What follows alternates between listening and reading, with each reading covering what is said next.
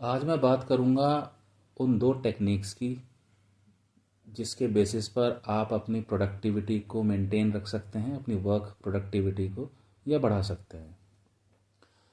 मैंने अपने करियर में ये नोट किया है कि जब कोई भी रिसोर्स या कोई भी पर्सन अपने करियर में आगे बढ़ता है तो लीड पे पहुंचता है, मैनेजर पे पहुंचता है, आर्किटेक्ट के रोल पे पहुंचता है और उसकी जॉब में कई सारी जॉब रिस्पॉन्सिबिलिटीज़ इंक्लूड हो जाती हैं। उसको टीम भी मैनेज करनी है, उसको इन्वेस्टिगेशंस भी करनी है, उसको टेक्निकल सॉल्यूशंस भी देने हैं, उसको स्टेक होल्डर्स के साथ डिस्कशंस भी करने हैं, रिक्वायरमेंट एनालिसिस भी करना है। तो कई तरह की जो रिस्पॉन्सिबिलिटीज़ हैं वो ग्रेजुअली उसके जो डेली रोल है उसमें इंक्लूड हो जाती हैं। और कई बार काफ़ी टफ हो जाता है उस बंदे के लिए टाइम निकालना, टाइम को सही से मैनेज करना, सो दैट सारे के सारे जो काम है उसके डेली बकेट में वो ढंग से उनको एग्जीक्यूट कर सके। मेरे साथ भी यही हुआ था और मैंने भी यही चीज़ें फेस की थी। तो मैंने ओवर द ईयर्स कुछ कुछ टेक्निक्स हैं जो मैं अपने डेली जब मैं काम करता हूँ, जब अपना ऑफिस स्टार्ट करता हूँ तो उन टेक्निक्स को यूज़ करता हूँ सो दैट मैं टाइम को प्रॉपरली मैनेज कर सकूं। तो उनमें से दो टेक्निक ऐसी हैं जो मैं डेली मैंने इनकॉर्पोरेट कर लिया है अपनी डेली वर्किंग में और वो बहुत ही ज़्यादा हेल्पफुल साबित हुई है मेरे लिए। तो पहली टेक्निक है जिसका नाम है eat the frog. Eat the frog basically उस टेक्निक का जो मतलब है वो ये है कि जैसे ही आप अपने दिन की शुरुआत करें तो आप सबसे पहले वो काम उठाइए पूरे दिन का जो आपको पता है कि एक तो आज ही करना है और दूसरा जो सबसे बोरिंग है, जो सबसे बोरिंग है या जो सबसे टफ है। इन दो कैटेगरीज में अगर कोई भी काम आ रहा है तो सबसे पहले आप वो करके ख़त्म कर दीजिए। उसका फ़ायदा क्या होगा? उसका फ़ायदा ये होगा कि जैसे ही आप वो काम ख़त्म कर देंगे तो आपके पास वो जो पूरा दिन पड़ा हुआ है वो पूरा दिन आप बेटर चीज़ों में यूटिलाइजेशन कर सकते हैं। क्योंकि देखिए होता क्या है कि जब हम अपने काम की शुरुआत करते हैं और हम जब इस तरह के रोल में होते हैं जहाँ पर मल्टीपल रिस्पॉन्सिबिलिटीज़ हमको एग्जीक्यूट करनी है तो हमको पता नहीं होता है कि आने वाला अभी जो दिन निकलेगा उसमें किस तरह के और काम हमको करने पड़ सकते हैं। हो सकता है कि कुछ मीटिंग्स हों जिनमें जाना पड़े, हो सकता है कि कुछ डिस्कशंस हों जिनमें जाना पड़े, हो सकता है कुछ इन्वेस्टिगेशंस आ जाएं, हो सकता है कहीं पर टीम स्टक हो तो उसको हेल्प आउट करनी पड़े। तो जब आप पूरे दिन का जो सबसे बोरिंग या सबसे टफ काम है वो अपनी प्लेट से निकाल देंगे तो आपके पास जो टाइम बचा हुआ है वो बहुत इफ़ेक्टिवली आप यूज़ कर सकते हैं। और दूसरा क्या होगा कि आपके अंदर एक प्रोडक्टिविटी बूस्ट और एक मेंटल बूस्ट आ जाएगा क्योंकि आपने जो सबसे बोरिंग या सबसे टफ काम है अपनी प्लेट से निकाल दिया है। तो वो भी एक विन हो जाती है। पहली टेक्निक ये हो गई। दूसरी टेक्निक है प्रोटेक्ट योर सेकेंड हाफ। तो specifically protect your second half day. इसमें एक्चुअली मॉडिफिकेशन कर सकते हैं आप। Protect your second half day मैं यूज़ करता हूँ, आप protect your first half day भी कर सकते हैं। Totally depends upon your own choice.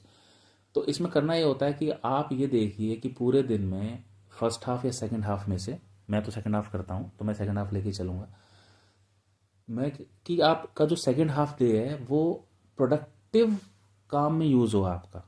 यानी कि जब मैं कह रहा हूँ प्रोडक्टिव काम में यूज़ हो, दैट मीन्स वो किसी मीटिंग्स में यूज़ ना हो। जब हम ऐसे रोल में होते हैं तो कई तरह की जो मीटिंग्स हैं उनमें हमें जाना पड़ता है, जैसे कि आपको पता ही है। तो कई बार ऐसा होता है कि भाई आपके पास मीटिंग इनविटेशन आया, या तो उसी दिन आएगा या फिर पहले से आया हुआ हो सकता है। तो आप ये देखिए कि क्या आप उन मीटिंग को रिक्वेस्ट करके रिक्वेस्टर से सेकेंड हाफ की जगह फर्स्ट हाफ में कर सकते हैं कि नहीं कर सकते। और अगर आपको खुद भी कोई मीटिंग शेड्यूल करनी है किसी के साथ तो कोशिश कीजिए कि वो फर्स्ट हाफ में ही हो जाए। देखिए इसका फ़ायदा क्या है।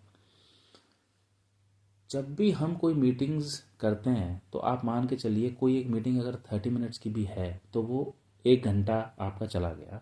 आप उस 1 घंटे में आप कुछ नहीं कर पाएंगे क्योंकि अगर 30 मिनट्स में भी वो मीटिंग कंप्लीट हो जाती है तो आपका जो कॉन्टेक्स्ट है वो स्विच हो चुका होता है। तो आपको वापस से अपने ग्रूव में जाने में थोड़ा सा टाइम लगता ही है। ये साइंटिफिकली प्रूवन चीज़ है, ये ऐसा कुछ नहीं है कि मैं बनी बनाई बात कर रहा हूँ। तो आपका 1 घंटा चला गया, तो आप ये कोशिश कीजिए कि सेकंड हाफ जो है आपका डे का, उसमें आपको सिर्फ वो काम करने हैं जो नॉन मीटिंग वाले हों। जैसे कि आपको कुछ एनालिसिस करना है, आपको कुछ इन्वेस्टिगेशन करनी है, आपको कोई टेक्निकल सोल्यूशन ढूंढना है, आपको कोई रिक्वायरमेंट एनालाइज करनी है, राइट।